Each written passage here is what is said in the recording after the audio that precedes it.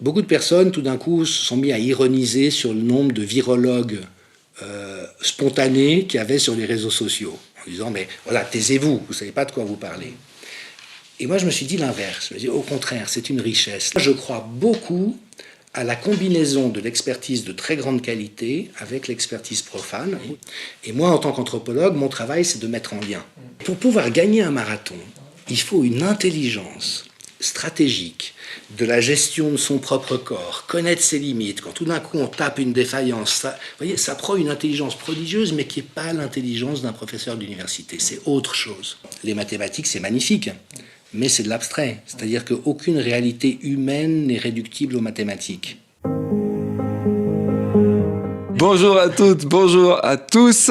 Physis Philosophie, Atelier.ch sont heureux de vous retrouver une semaine après notre anatomie d'un désastre du 25 avril 2020 avec l'anthropologue de la santé, Jean-Dominique Michel. Bonjour Jean-Dominique. Bonjour Michel.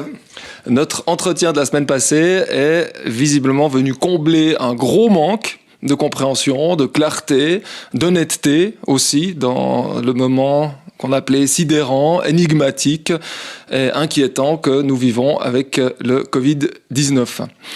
Vous l'avez peut-être vu, notre vidéo que vous trouvez en lien sur nos divers sites et sur le blog de Jean-Dominique Michel a généré des dizaines de milliers de likes, de partages, de commentaires et autres courriels. Diffusion telle qu'on en est aujourd'hui à environ 2 millions de vues et qu'un sous-titrage en anglais et d'autres sont demandés sur la vidéo. Mon cher Jean-Dominique Michel, on dirait que notre entretien de la semaine passée est quasi aussi viral que le virus, le méchant virus lui-même. Bah oui, semble-t-il, j'en suis le premier surpris, parce que c'est vrai que jusqu'à peu, mes analyses intéressaient quelques dizaines, quelques centaines de personnes dans des cercles assez restreints, avec une qualité d'échange, notamment avec le monde médical et politique de qualité, je dois dire, parce qu'il y a de l'ouverture d'esprit par rapport à ce que nous pouvons apporter. Je suis donc le premier surpris, mais aussi heureux quelque part d'une telle résonance, parce que ça reflète ce que beaucoup de gens m'ont dit dans les messages qu'ils m'ont envoyés, c'est cette appétence d'intelligibilité, de sens, dont on sait par ailleurs aujourd'hui que c'est vraiment très important pour préserver sa santé dans des moments particulièrement difficiles ou chaotiques, c'est-à-dire difficiles à comprendre ou à lire. Nous revoilà donc aujourd'hui pour une nouvelle discussion, une tonalité légèrement différente de la première. Après l'autopsie ou déconstruction de la crise, l'heure est de penser à la reconstruction. Donc après avoir reconnu la crise comme un révélateur de nos incohérences, l'enjeu est d'y mettre la loupe et de tenter de trouver des pistes, des élans pour l'avenir. Première question, quoi de neuf au niveau purement factuel depuis la semaine passée? Comment évolue la situation? Alors elle évolue bien, on doit dire que dans tous les pays, vous savez qu'il y a un petit peu deux théories. Une, c'est que les épidémies suivent à peu près systématiquement une courbe en cloche, donc il y a une progression très inquiétante au début parce que ça monte en flèche, ça atteint un plateau et ça redécroît rapidement de l'autre côté. Et d'après un certain nombre de modélisations, notamment celles que le professeur Raoult a mentionnées récemment venant de Singapour, on voit que dans tous les pays, quelles que soient les réponses adoptées, on est dans cette décroissance rapide, ce qui laisse évidemment espérer qu'on puisse même mettre cette épidémie derrière nous définitivement dans quelques semaines. Maintenant, il faut être très prudent, notamment parce que les stratégies de confinement exposent à un risque de deuxième vague ou de réplique. Donc, il va y avoir forcément une certaine prudence dans les réponses sanitaires et politiques. Mais donc, c'est en soi une très bonne nouvelle.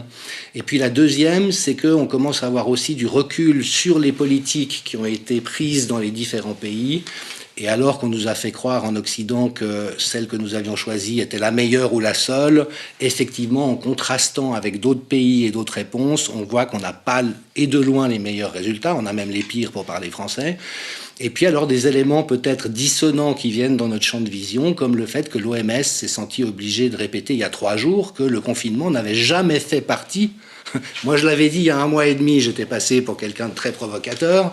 Je l'ai répété la semaine passée, ça a provoqué des réactions, mais le confinement n'a jamais fait partie des recommandations sanitaires face à une épidémie.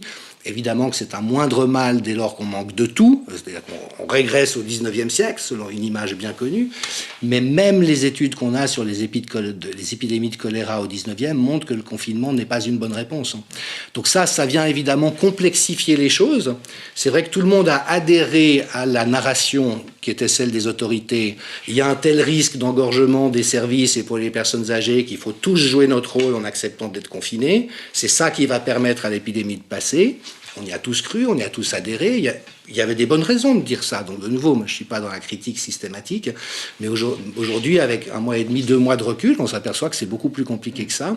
Et donc les gens se posent des questions, et c'est là où je suis heureux de pouvoir, à partir de mon propre champ de compétences scientifiques, apporter un certain nombre d'éclairages. Il y a eu deux vecteurs, ou plutôt fondements, de la perception erronée. Le premier, on l'a évoqué la dernière fois, ce sont les projections du professeur Ferguson en Angleterre, qui, de nouveau, sont rien moins que délirantes. Mais à chaque épidémie dans le passé qui s'est éteinte très vite, il avait aussi prédit des millions de morts. Son étude n'a jamais été publiée dans la littérature scientifique. Vous savez que par rapport au préprint, on dit beaucoup, oui, mais ça n'a pas été validé par un comité de pairs. Les productions délirantes du professeur Ferguson n'ont jamais fait l'objet de cette validation par les pairs. Donc évidemment, tout le monde est parti en vrille. C'est une apocalypse, alors que tout indiquait déjà à l'époque que ça n'était pas le cas. Et qui a fait aussi qu'on n'ait pas pu comparer la maladie à la grippe. Oui, exactement. Par exemple, en termes d'ordre de grandeur, de nouveau. Et puis l'autre élément de distorsion, c'est qu'on a tous eu ces images terrifiantes venant d'Italie, mais qui, dans certaines régions et pas d'autres, était vraiment le produit d'une conjonction de facteurs. Alors, je fais juste une toute petite incise. En théorie des catastrophes, on repère qu'il y a un peu 2 cas de figure. Le premier, c'est il y a un cataclysme que vous ne pouviez pas anticiper. Vous êtes sur la plage, un tsunami arrive, mal barré, il n'y a pas de réponse. On subit. Et puis l'autre, la théorie de Morphy, qui est beaucoup utilisée dans l'aviation pour comprendre comment se produisent les crashs, c'est qu'il y a rarement une cause unique, il y a une accumulation de causes qui chacune est d'une gravité telle qu'il ne peut pas provoquer de conséquences nocives, mais quand on les accumule, ça arrive à une déflagration. Et en l'occurrence, entre la mixité intergénérationnelle en Italie, la population très âgée, la réduction drastique du nombre de lits dans les services de soins intensifs, et le fait que les gens, dès qu'ils étaient malades, Covid ou non, se sont précipités à l'hôpital, en fait, ce que l'observation nous montre, c'est qu'en Italie, le Covid a beaucoup été une maladie nosocomiale, c'est-à-dire une maladie que les gens ont attrapée à l'hôpital. Peut-être qu'ils avaient un autre grippette, des symptômes, zut, j'ai peut-être le Covid, je me précipite à l'hôpital, tout le monde se retrouve à l'hôpital. Et donc, il y a eu vraiment un effet de déflagration de la situation italienne qui n'a pas eu d'équivalent ailleurs. Et en France, par exemple, on observe que oui, il y a eu une surcharge, comme ici, temporaire dans certains services d'urgence, mais qu'il y a beaucoup de services d'urgence dans beaucoup de régions qui n'ont jamais connu la moindre surcharge, alors que dans le même temps, on arrêtait toutes les activités médicales. Et on sait aujourd'hui qu'il y a une surmortalité d'autres pathologies, notamment les accidents cardiaques, parce que les gens, au premier signe, n'allaient pas à l'hôpital où ils pensaient ne pas pouvoir être traités. Donc vous voyez, il y a beaucoup de phénomènes comme ça chaotiques, mais qui, à mon avis, expliquent cette situation particulière de l'Italie, de l'Espagne et de la France dans certaines régions et qui, du coup, a beaucoup nourri l'imaginaire anxieux collectif. Ouais, merci pour cette précision. Seconde question, reprise de la semaine passée, on nous l'a réclamé à nouveau, vous ne m'avez pas répondu. Comment se fait-il que de nombreuses personnes âgées affirment ne pas craindre le virus et même préférer vivre, voire mourir avec lui plutôt que de se retrouver à l'écart du monde et de leurs proches, et que de nombreux jeunes, sinon la plupart, ne peuvent absolument pas entendre ça? L'essentiel de la mortalité s'est produite pour la population qui était en toute fin d'espérance de vie. Le successeur du professeur Drosten à Berlin, Krüger, a dit ça. Il a dit la moyenne d'âge des personnes décédées en Allemagne est de 80 ans et l'espérance de vie est de 80 ans. Vous voyez ce que je veux dire? Donc dans le pire des cas, cette épidémie, mais comme l'aurait fait une épidémie d'influenza, rabote quelques semaines d'espérance de vie en tout bout de course. Et là, effectivement, les personnes âgées confrontées à ce défi, mais aussi à cette souffrance de l'isolement, on l'a évoqué la dernière fois, mais isoler quelqu'un, le priver des liens qui lui font du bien, une étude dans la revue Science que j'ai mentionnée la dernière fois a montré que l'impact sur le risque de mortalité du fait d'avoir des liens sociaux de qualité ou d'en être privé est de 50%. Vous avez 2 fois moins de chances de mourir si vous avez des liens de qualité. Et tout d'un coup, on a privé cette population de ces liens dans une gestion intelligente de l'épidémie, où on laisse passer le pic très vite, sans bloquer toute la société. Ça passait en quelques semaines. Là, on a mis en place ces mesures de confinement qui rallongent le problème dans la durée, et donc les personnes âgées se retrouvent isolées pendant des semaines et des mois, ce qui est invivable à n'importe quel âge. Alors, je dirais, les enfants et les jeunes le supportent mieux, mais quand on est comme ça, dans cet état de dépendance et de fragilité, ça devient terrible. Donc, il y a eu ces revendications, mais ne nous infligez pas ça pour des raisons technocratiques, alors que le pire qu'on risque, c'est quelques jours ou quelques semaines d'espérance de vie. Alors qu'en même temps, les jeunes se disaient, mais il faut surtout pas qu'ils meurent, on va tout faire pour qu'ils meurent pas. Voilà, et là, de nouveau, on est dans la conséquence. Alors, il y a ce professeur suédois, Giesecke, qui est un des meilleurs experts au monde d'épidémiologie. On trouve beaucoup d'interviews de lui sur le net. C'est un conseiller de l'OMS, enfin, c'est un des plus grands épidémiologistes. Et lui est extrêmement critique par rapport à ce que vous indiquez du côté jeune, pas du côté vieux. Parce que là, il y avait effectivement un besoin de protection, mais le plus bref possible, alors que par les mesures prises, de nouveau, on ne fait que prolonger l'épreuve pour tout le monde. Jean-Dominique Michel, je vous ai présenté la semaine dernière comme un des meilleurs anthropologues et experts mondiaux de la santé publique. Ceci parce que depuis le 18 mars dernier, et votre premier article sur le sujet, Covid-19 fin de partie, votre diagnostic et vos projections rassurants pour nous tous, estimé scandaleux par la plupart parce qu'allant à l'encontre de la tendance ou du tunnel politico-journalistique, ce sont les unes après les autres avérées tout à fait correctes, confirmées comme un puzzle qui se construit. Et pourtant, et c'est là que le bas blesse, mon cher Jean-Dominique Michel, et donc quand vous l'on reproché, vous n'avez pas fait de grande carrière universitaire, vous n'avez pas de thèse de doctorat, vous n'êtes pas professeur, vous êtes intéressé à des choses bien étranges pour les simples Pékins qu'on est, que sont les guérisseurs et les chamans. On est d'emblée au cœur du problème de cette crise qui est, somme toute, philosophique, épistémologique. On va dire c'est la question de l'expertise, peut-être, le grand problème. Comment caractériser l'expertise ? En quoi l'expertise est aujourd'hui problématique ? Alors, c'est quoi un scientifique ? C'est quelqu'un avec une blouse blanche et des éprouvettes. Moi, je suis un scientifique de la connaissance, je suis un scientifique de l'espèce humaine. De nouveau, je relève le défi avec n'importe qui sur ces sujets-là. Mais là, on voit bien qu'il y a une espèce de caricature qui est très éloignée de la réalité de terrain et qui permet d'être dans ces anathèmes visant à disqualifier une expertise. On m'a traité de pseudo-anthropologue de la santé. Ça m'amuse, ça fait 30 ans que c'est mon métier. C'est comme si vous disiez à votre concierge, vous êtes une pseudo-concierge, ou à la caissière, vous êtes une pseudo-caissière. Enfin, vous voyez, c'est quand même intéressant. Enfin, moi, tout m'intéresse, donc ça m'intéresse beaucoup plus que ça me navre. Mais donc, je vois que on est en fait dans une période, et ça, votre point de vue de philosophe m'intéresserait aussi, on pourrait aussi demander à des gens qui font de la psychologie sociale, comment se fait-il que les gens qui sont tout en haut comme Raoult, on les dégomme, en disant il ne sait pas de quoi il parle. De nouveau, Roger Federer n'a rien compris au tennis. Bon, ok, c'est un concept. Les gens qui, comme moi, n'ont pas de pédigré, enfin, j'en ai quand même un, mais vous voyez ce que je veux dire, pas de cet ordre, c'est-à-dire que je ne suis pas dans les revues scientifiques, j'ai préféré créer des dispositifs en santé, travailler avec les gens pour voir où est-ce qu'on pouvait créer des réponses qui soient meilleures, c'est une option, bien sûr, mais vous savez, on sait que toute l'intelligence humaine s'est développée dans une boucle entre le cerveau et la main. C'est parce qu'on est devenu capable d'être aussi précis au niveau des mains que des pans entiers de notre cerveau se sont développés. Donc pour moi, l'articulation entre la pratique et la connaissance, et je vois par exemple que dans les meilleurs infectiologues qui parlent aujourd'hui, je pense au professeur Perron, au professeur Raoult, ce sont des gens qui continuent à pratiquer. Ceux qui ont vraiment posé problème aujourd'hui, ce sont les médecins qui ne pratiquent plus la médecine depuis 10 ou 20 ans, parce qu'ils sont dans des comités d'experts, parce qu'ils sont à l'État, ils sont devenus fonctionnaires, ils sont éthiciens, ils voient plus de gens. Et moi, je pense que cette connexion avec le terrain est ce qui met à l'abri de partir dans des élucubrations délirantes. Et donc aujourd'hui, je me pose la question, parce qu'on dégomme les grands, on dégomme les atypiques comme moi, qui souvent ont quelque chose à dire, et puis alors il reste quoi ? Il reste le consensus mou des gens qui, au fond, ne pensent pas beaucoup, Parce que, et j'en terminerai avec ça, dans la formation aujourd'hui des scientifiques, il n'y a pas de philosophie, il n'y a pas d'épistémologie, donc on n'apprend pas à réfléchir à ce qu'on fait. Je vais être un peu cruel en disant ça, mais bon, des fois j'aime aussi me lâcher un peu. Vous voyez, c'est comme quand à l'école primaire, on vous apprend qu'il faut colorier puis pas dépasser du trait. Et puis c'est ça qu'il faut faire. Puis tout d'un coup, quelqu'un dépasse du trait. Maîtresse, maîtresse, il a dépassé du trait. Et aujourd'hui, malheureusement, la recherche scientifique est beaucoup devenue comme ça. C'est-à-dire qu'il y a une méthodologie qui en elle-même est très intéressante, evidence-based medicine, qui est imprégnée de statistiques, ce qui pose déjà un problème, parce que le seul corps humain qui soit justifiable de statistiques, c'est le cadavre. Quand vous n'avez plus de vie, vous pouvez tout modéliser sans avoir la moindre surprise. Quand c'est vivant, ça échappe aux statistiques.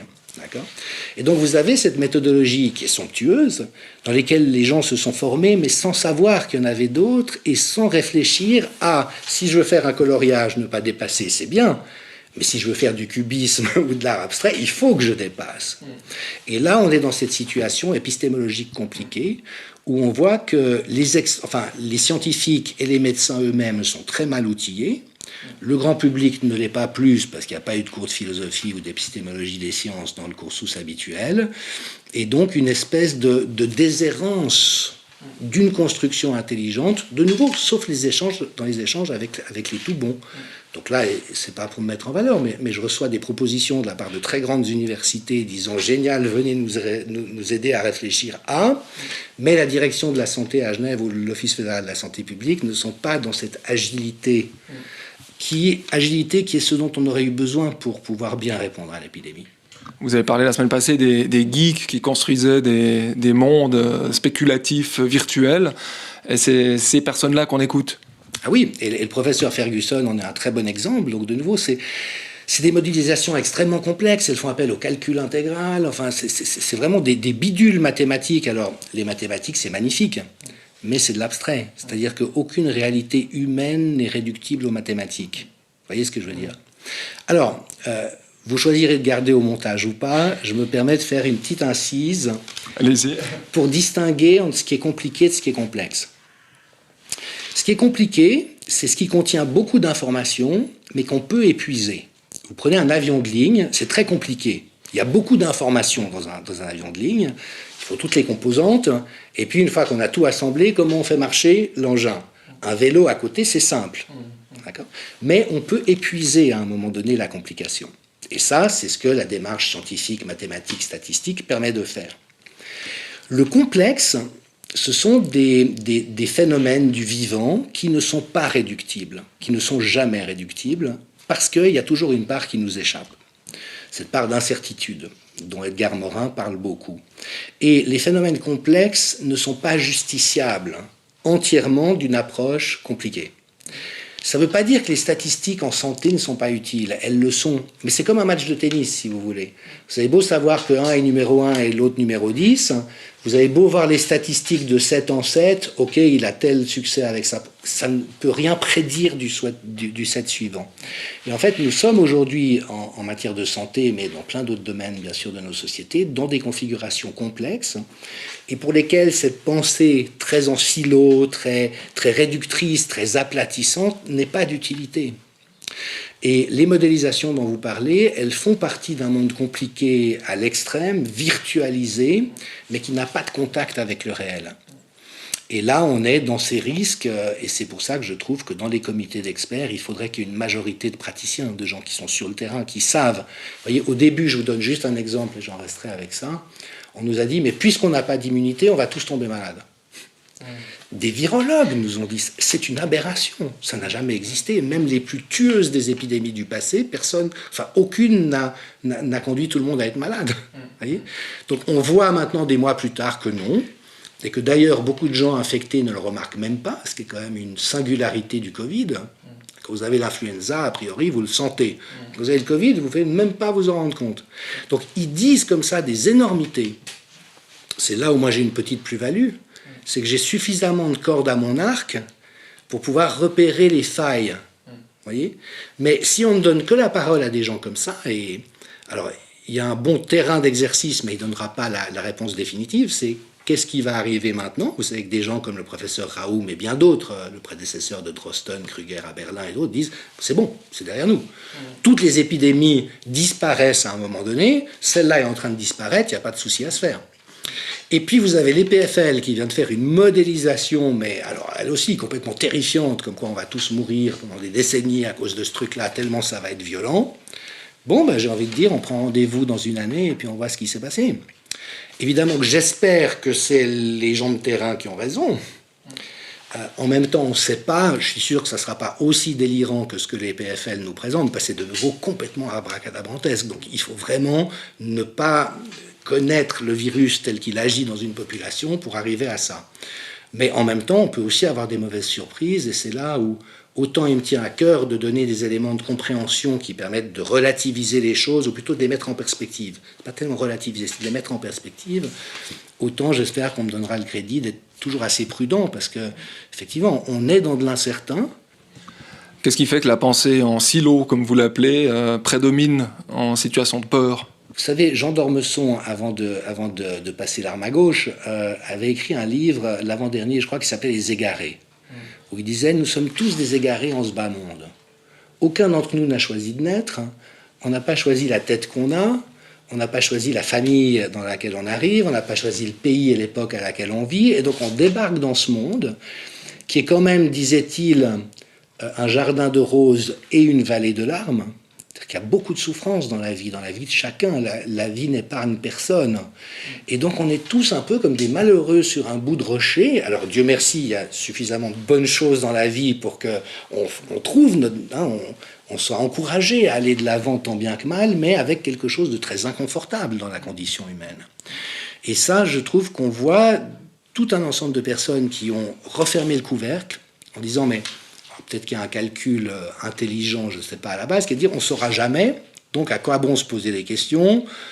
La question, c'est comment gagner sa vie, payer ses impôts, être un bon citoyen, et puis surtout ne pas réfléchir à quoi que ce soit d'autre. Puis il y a des gens, j'imagine, comme vous et moi, vu que c'est nos domaines, qui au contraire se disent mais c'est un mystère tellement somptueux qu'on a envie de l'empoigner, et tout en sachant qu'on ne trouvera pas de réponse, mais de cheminer avec lui. Et donc, je trouve qu'il y a vraiment une relation à l'angoisse existentielle en amont de ce que vous indiquez. Et de ce point de vue-là, malheureusement, les disciplines techniques sont très rassurantes. Parce que quand vous êtes comptable, et j'ai un immense respect pour les comptables, ça joue au centime près ou ça joue pas. C'est pas complexe. Ça peut être compliqué, mais c'est pas complexe. Et la démarche telle que la science en est venue à la pratiquer, mais qui, à mon avis, pose beaucoup de problèmes, parce que ça a généré beaucoup plus de pseudo-science que de compréhension scientifique, c'est des choses où on peut être statistiquement sûr, même si c'est faux. Même si la fourchette est très large. Ou même si, in fine, c'est faux. Vous savez, moi, un des adages qui m'a marqué très tôt dans ma carrière, c'est « les experts sont des gens qui délaissent les petites erreurs au profit des grandes ». C'est-à-dire qu'ils sont juste dans la petite virgule, ils ne laisseront pas passer une petite virgule, mais ils sont tellement dans la petite virgule qu'ils ne voient plus la vision d'ensemble et donc ils commettent des très grosses erreurs. Et vous savez comme moi que sur le plan politique, militaire, industriel, les plus grandes catastrophes des sociétés qui ont cessé d'exister du jour au lendemain, c'est parce qu'il y avait des experts très compétents qui ont fait des recommandations très sensées de leur point de vue, mais parce qu'ils avaient perdu la vision d'ensemble. Et là, de nouveau, on le voit, quand des virologues nous disent « tout le monde va tomber malade », vous voyez, ils délaissent les petites erreurs au profit des grandes.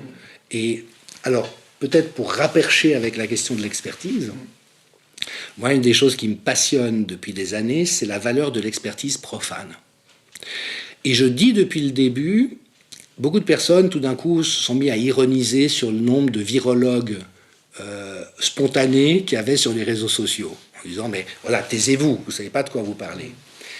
Et moi, je me suis dit l'inverse. Je me suis dit, au contraire, c'est une richesse. Les gens vont se documenter, ils vont chercher à comprendre par eux-mêmes. Et je trouve qu'il y a beaucoup de mépris de la part des classes savantes pour les gens qui ne sont pas savants. Mais parfois, les bonnes intuitions et les bonnes réponses, c'est les gens qui ne sont pas savants qui les ont. Et moi, en tant qu'anthropologue, mon travail, c'est de mettre en lien. C'est pour ça aussi que ça a une efficacité in fine, parce que ceux qui sont dans la vision tunnel, alors ils peuvent dire, oui, non, il n'y a pas de deuxième réinfection comme on l'a cru en Corée. Génial, c'est leur boulot, et j'ai beaucoup d'admiration pour ces gens, ils font un travail magnifique. Moi, ce n'est pas mon intelligence, C'est pas ma configuration de caractère, par contre, c'est complémentaire. Voilà. Et de ce point de vue-là, j'en termine par ça, ce qu'on observe, c'est que les gens qu'on méprise, parce qu'on les considère comme pas intelligents, ont souvent des perceptions de bon sens et même d'intelligence des choses. Alors on le sait, par exemple, il y a des groupes d'expertise profane dans les hôpitaux, par exemple. Le principe est le suivant. Vous regroupez une vingtaine de personnes de tous milieux différents, avocats, boulangers, boueurs, caissiers, instituteurs, hein, la palette la plus grande possible. Puis pendant un certain temps, vous les laissez se promener partout dans l'hôpital et poser toutes les questions qu'ils ont. Et surtout les questions bêtes. Pourquoi est-ce que vous réveillez tout le monde à 7 h le matin pour prendre la température, même dans des maladies où c'est pas pertinent de prendre la température? Vous ne pourriez pas les laisser dormir un peu plus. Et là, les gens qui sont dans ce milieu et qui évidemment se sont accordés pour tous penser pareil, ont une pensée divergente qui vient les éclairer. Et moi, je crois beaucoup à la combinaison de l'expertise de très grande qualité avec l'expertise profane, aussi parce que quand on est très compétent, on s'intéresse à ce que les gens moins compétents en apparence ont à dire, alors que quand on est dans ce ventre mou de « moi je sais et les autres ne savent pas », qu'est-ce que vous allez à m'apprendre sur mon domaine? Vous êtes virologue, cher monsieur? Philosophe? Vous voyez ce que je veux dire? Et là, pour moi, il y a une question fondamentale de mépris. Les psychologues ont repéré aujourd'hui qu'il y a au moins 8 formes d'intelligence différentes. Un exemple que je cite souvent, c'est les footballeurs. Combien de fois on a entendu dire « mais ils sont bêtes ». Ou les coureurs, attention. Ou les coureurs. Mais pour pouvoir gagner un marathon, il faut une intelligence stratégique de la gestion de son propre corps, connaître ses limites. Quand tout d'un coup on tape une défaillance, ça, vous voyez, ça prend une intelligence prodigieuse, mais qui n'est pas l'intelligence d'un professeur d'université. C'est autre chose. C'est pas une intelligence rationnelle ni binaire. Non, ça va être une intelligence interoceptive, ça va être une intelligence de déplacement dans l'espace. Ça, les footballeurs sont extraordinaires. Ils ont des perceptions qu'aucun des profs d'université n'aurait. Et au final, on dit ils sont bêtes. Mais moi, ça me heurte qu'on dise ça. Non, ils ont une intelligence autre. Et aujourd'hui, je trouve qu'à un niveau collectif, désolé, je parle beaucoup, mais c'est des sujets qui me passionnent. Nous aussi. Je trouve qu'on est dans une disqualification terrifiante, où on dit finalement à la moitié de la population, vous ne valez rien, vous ne servez à rien, vous coûtez cher et vous n'avez rien à apporter. Et ça, c'est la négation de l'humanité. Parce que le propre d'une tribu, c'est que chacun a sa place. Il y a les jeunes, il y a les vieux, il y a les hommes, il y a les femmes, il y a les courageux, il y a les timides, il y a les intelligents intellectuels, il y a les intelligents manuels, et chacun a sa place, c'est inconditionnel. Et aujourd'hui, on est, je trouve, dans une déstructuration sociétale terrible, qui est qu'on adresse ce message aux gens, voyez. Donc ça, plein de gens qui se dévalorisent, et c'est souvent les gens de qualité qui se dévalorisent. Et les autres qui se survalorisent. Exactement, et qui du coup, moi je sais. Comment osez-vous dire ça? Honte à vous qui osez dire que l'ordre de grandeur est le même que l'influenza. Je suis désolé, l'ordre de grandeur est le même que l'influenza. Ça fait plaisir aux gens, je peux éventuellement dire l'inverse, mais enfin voilà, je suis à un âge où on ne cherche plus tellement à faire plaisir aux autres, mais à avoir une ligne d'intelligence par rapport à ce qu'on sait faire, et c'est ce qu'à mon modeste niveau, j'essaye de faire. Donc c'est ce qui s'est passé un peu dans cette crise. On a écouté quelques personnes on a écouté, le monde politique a écouté quelques personnes. Le monde politique, si on va un peu plus loin, donc là c'est d'abord des personnes et d'autres personnes. La task force est autour.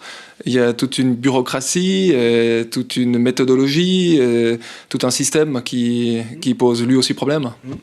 Alors, c'est évidemment des espaces assez délicats, parce qu'en même temps, comment dirais-je, moi je ne tiens pas non plus à dénigrer des catégories dans leur ensemble, vous voyez, mais vous connaissez ce concept de médiocratie, c'est-à-dire que il y a des configurations d'intelligence collective où on privilégie le fait de pouvoir avancer ensemble en favorisant la diversité des points de vue. Si vous êtes philosophe et que vous pensez différemment que moi, ça m'intéresse. Et qui avance vers la joie et pas vers la peur. Exactement. Et puis vous avez des systèmes de consensus, et le professeur Raoult a bien dit comment, arrivant dans ce groupe d'experts à Paris, il a trouvé un consensus où chacun essayait de placer ses billes, l'Institut Pasteur, l'INSERM, qu'est-ce qu'on va répartir à qui, où on perd de vue l'intérêt de la population et ce pourquoi on est là. Et cette médiocratie, malheureusement, elle a pris énormément de place. Il y a un autre auteur qui a parlé de bureaucratose, en montrant comment, notamment, Je pense à Alain Bauer, qui est criminologue à l'Institut national des arts et métiers à Paris, qui dit des choses passionnantes sur qu'est-ce qu'on peut comprendre des réponses sanitaires en amont de la crise. Et ce que lui montre, c'est qu'on est passé de logiques politiques à des logiques comptables. Alors de nouveau, je ne critique pas les comptables, c'est des gens très bien, mais il ne faut pas qu'on fasse de la logique comptable la logique qui préside à la prise de responsabilité politique. Et peut-être pour donner juste un exemple qui intéresse beaucoup les gens sur les masques, jusqu'à il y a peu, on considérait les stocks de masques comme un investissement pour protéger la population. Ça coûte, mais c'est un investissement parce que si on en a besoin, ça nous permet de réagir. Puis à un moment donné, des comptables, bureaucrates sont arrivés en disant non, c'est des coûts inutiles. On veut faire des économies. On peut commander directement en Chine si on en a besoin, donc on liquide les stocks de masques. Vous voyez, c'est-à-dire une pensée comptable l'a emporté sur une pensée politique. Je dépense, mais pour être préparé au cas où. Et ça, on l'a vu dans beaucoup de domaines, et notamment ces comités d'experts où tout le monde pense pareil, tout le monde est issu du même monde académique. Au contraire, il faut de la diversité de la pensée pour bonifier la pensée.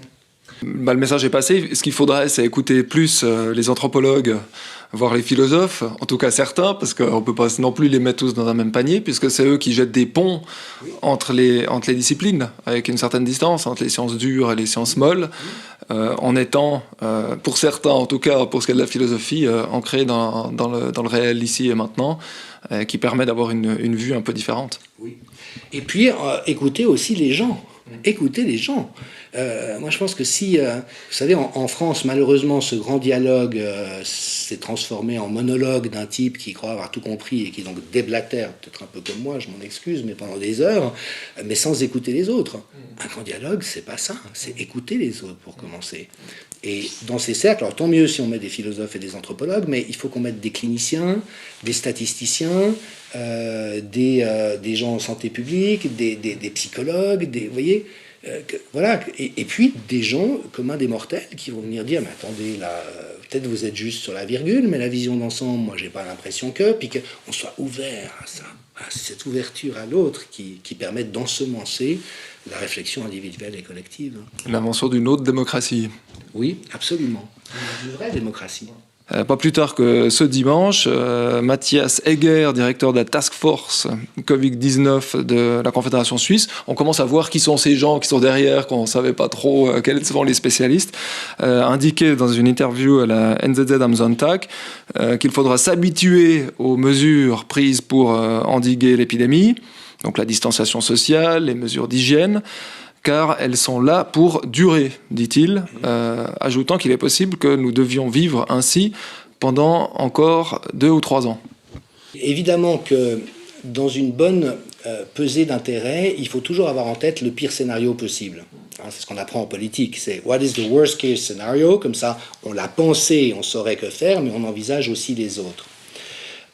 En ce qui concerne le risque de réplique, de nouveau, moi je ne suis pas épidémiologue des maladies infectieuses, donc je me permets de le dire encore une fois, ça n'est pas mes analyses que je partage, mais quand j'écoute les meilleurs dans leur domaine, j'ai les 2 sons de cloche. Ceux qui disent, c'est derrière nous, cette histoire de deuxième vague, ça ne correspond à rien de connu dans la réalité.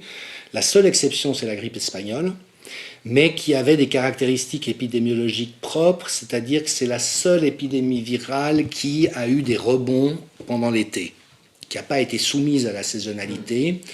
Et puisque j'évoque la grippe espagnole, il faut peut-être aussi se rappeler que 98% de la mortalité était bactérienne. Et ça, aujourd'hui, on saurait la traiter avec des antibiotiques. Quand un organisme est trop affaibli par le virus, vous avez des bactéries opportunistes qui viennent et qui tuent les gens. Mais donc ces virologues-là nous disent aucun risque de deuxième... Enfin, on n'a jamais vu ça, donc on ne peut pas l'exclure, mais c'est de loin pas le scénario le plus probable. Et moi, je tendrais plutôt à avoir envie de croire ça, sans le savoir. Par contre, ce qu'on peut dire quand même, c'est que dès lors qu'on a pris, et aujourd'hui je crois qu'on peut le dire, cette mauvaise décision de ne pas laisser passer l'épidémie le plus vite possible, parce que le propre d'une épidémie virale, c'est de se diffuser, et ce que nous disent les épidémiologistes les plus compétents dans ce domaine, c'est qu'il fallait surtout pas essayer d'arrêter la vague, il fallait la laisser passer le plus vite possible pour se retrouver de l'autre côté. Donc il n'est pas exclu que les mesures de confinement qu'on a prises conduisent à ce qu'il y ait des répliques.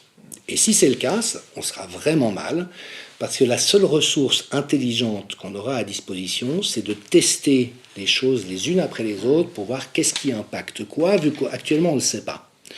Donc on va rouvrir les écoles, Juste ça, pas les magasins. Et puis si jamais ça reflambe, on referme les écoles. À ce moment-là, on rouvre les magasins. Si ça flambe pas, on se dit c'est bon. Sinon, Et là, on risque d'être pris effectivement dans le pire scénario possible pendant des mois ou des années. Dieu merci, j'y crois pas beaucoup à ce stade, parce que de nouveau, c'est trop mathématique comme vision des choses. Je crois que tout clinicien, microbiologiste, virologue, infectiologue vous dira, mais ça n'est que dans l'après-coup qu'on saura. Parlons du remède qui existe pour au moins ralentir ce qui se passe. On a beaucoup parlé déjà à droite à gauche de l'hydroxychloroquine.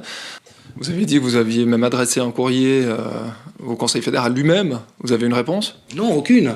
Aucune. Et je suis très déçu parce qu'au fond, je trouve que la Suisse a fait beaucoup de choses justes et qu'Alain Berset, effectivement, à beaucoup d'égards, est très rassurant. Il tient la route, on sent que c'est un homme sensible. Donc, hormis le lockdown, qui à mon avis a été une monstruosité parce que ça crée des dégâts sociétaux qui vont être infiniment plus graves que ce qu'on risquait à laisser passer l'épidémie. Mais hormis ce lockdown, moi je suis assez en accord, j'ai envie de dire, avec la manière dont on a géré en Suisse l'épidémie. Mais à cette exception près, on avait un traitement sous la main, et de nouveau, moi ça fait 2 mois que je suis ça, et je vois que de semaine en semaine, les preuves s'accumulent.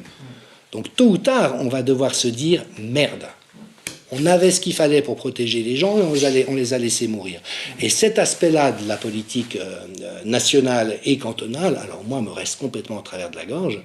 En France, ça se terminera devant les tribunaux. En Suisse, on n'a pas tellement l'habitude d'embêter les puissants ou les gens en charge, donc ça va probablement se solder par un « mais non, tout compte faire, on n'a pas fait si mal ».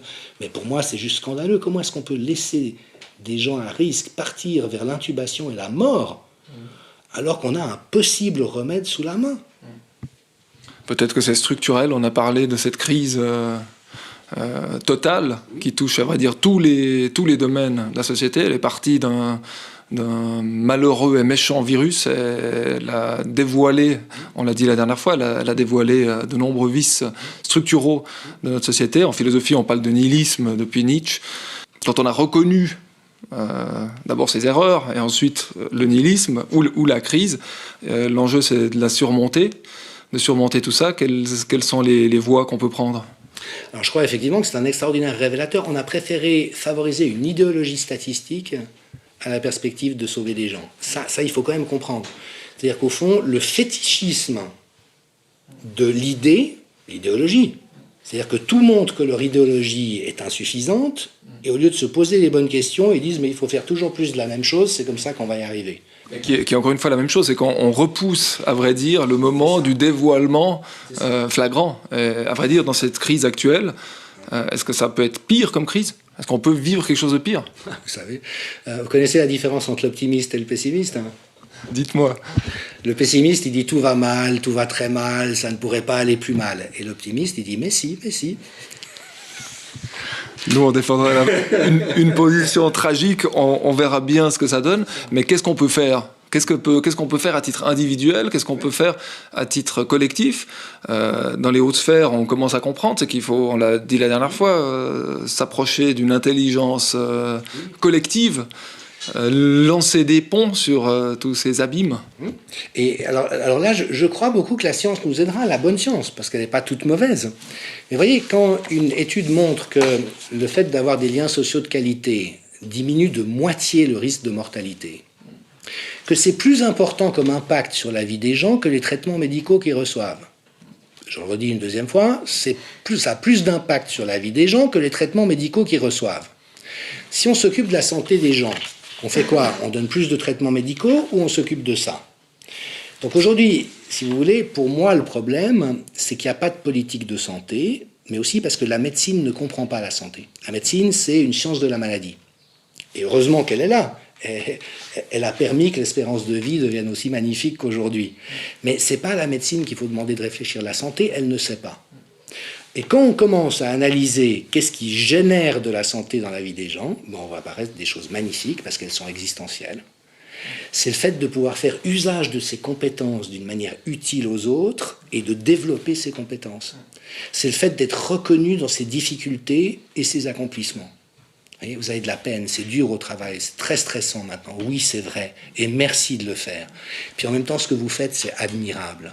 Vous voyez, 70% des travailleurs en France se sentent insuffisamment reconnus par leur management. Ça coûte quoi de dire « mais merci » vous voyez ? Donc là, on a des pannes d'intelligence sociétale quant à ce qui génère de la santé. Et à mon sens, la voie pour avancer, elle va être déjà d'une réforme de la science pour remettre des humanités. C'est-à-dire comprendre que les statistiques, c'est bien, mais que pour le cadavre, c'est parfait, pour le corps vivant, c'est insuffisant. C'est de comprendre que dans la relation entre un médecin et son patient, la qualité de la relation est aussi importante que le traitement, et notamment la qualité de l'écoute. C'est de comprendre qu'il faut de la diversité d'intelligence pour devenir plus intelligent et de rétablir des systèmes tribaux où on honore l'expérience des gens. Je vous donne juste un exemple. J'ai donné beaucoup de supervision dans le domaine de la santé et un des exercices que j'aimais faire avec les équipes avec lesquelles je travaillais, c'était de demander à chacune qui était d'accord de parler d'une autre expérience de vie dans un tout autre domaine qui lui était utile dans sa pratique. C'est quelqu'un qui avait été fleuriste pendant ses études, pour gagner un peu d'argent de poche, qui disait moi, l'esthétique du lieu et la prévenance, c'est important. Vous avez quelqu'un qui avait été mathématicien, et avant de faire ce travail-là, il y a des changements de trajectoire extraordinaires, et qui dit, moi, j'ai besoin d'avoir épuisé toutes les hypothèses. Vous voyez ? Et tout d'un coup, ça permet de mettre en lien cette richesse. C'est pas en étant dans le même milieu à faire la même chose toute sa vie qu'on développe une compétence intelligente, c'est en ayant une base de rigueur intellectuelle et tout ce qu'une discipline peut apporter, mais dans ce métissage avec d'autres choses. Et puis comment transmettre ce message dans les hautes sphères organisatrices, politiques ? Je crois que c'est une question de génération, on a encore un système scolaire qui repose à l'excès sur le fait de faire juste ou de faire faux, sans valoriser le fait que le seul moyen d'arriver au juste, c'est de faire faux. Et surtout si on pense à ces jeunes qui ont extrêmement peur de faire faux en refusant que les personnes âgées vivent leur vie, finissent leur vie comme ils l'entendent. C'est ça. On est passé d'un monde qui valorisait les autodidactes, les artistes, les créatifs, les disruptifs, à un monde standardisé, où il n'y a plus que la norme, il n'y a plus qu'une manière de faire les choses. Alors, pour embêter ceux qui n'aiment pas le chamanisme, il y a un vieux principe chamanique qui dit qu'il y a toujours au moins une autre manière de faire quelque chose. Quelle que soit la certitude que j'ai d'être dans le juste ou d'avoir la méthode, il y a au moins une autre manière de le faire. Et voilà, là on ouvre. C'est cette ouverture qui manque pour l'instant. Merci Jean-Dominique. Ultime question, tradition déjà dans ce deuxième entretien du corps et de l'esprit. L'autre fois, on n'est allé que sur le corps, cette fois corps et esprit. Impossible de faire autrement avec Fusis et Atelier.ch.